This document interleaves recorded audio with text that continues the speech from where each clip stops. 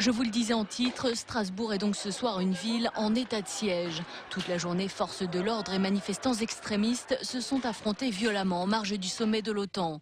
Le point avec nos envoyés spéciaux Marc Fontanel et Franck Hédard. À coups de pied, de barres de fer, de cocktails Molotov, ce poste de douane ne résiste pas longtemps aux assauts. Un peu plus tard, c'est cet hôtel qui est incendié près de la frontière.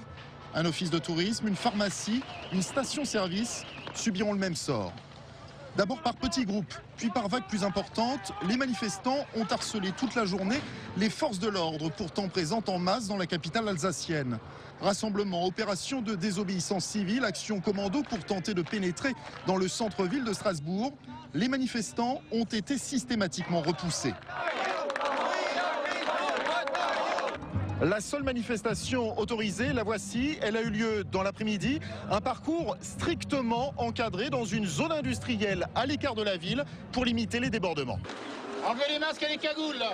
Merci. Dans le cortège, des anarchistes, des pacifistes, des militants politiques, des écologistes venus de toute l'Europe, principalement de France et d'Allemagne, pour faire passer leur message. L'OTAN, c'est une machine de guerre, qu'on le veuille ou qu'on ne le veuille pas. C'est une machine de guerre et nous, on se bat pour la paix dans le monde. Le message, c'est qu'il y a une autre alternative au tout-militarisme de l'OTAN. L'OTAN, c'est un résidu de la guerre froide qui n'a plus lieu d'être aujourd'hui. Ce soir, la manifestation s'est disloquée dans la plus grande confusion. Olivier Besancenot et le cortège du NPA en ont fait les frais.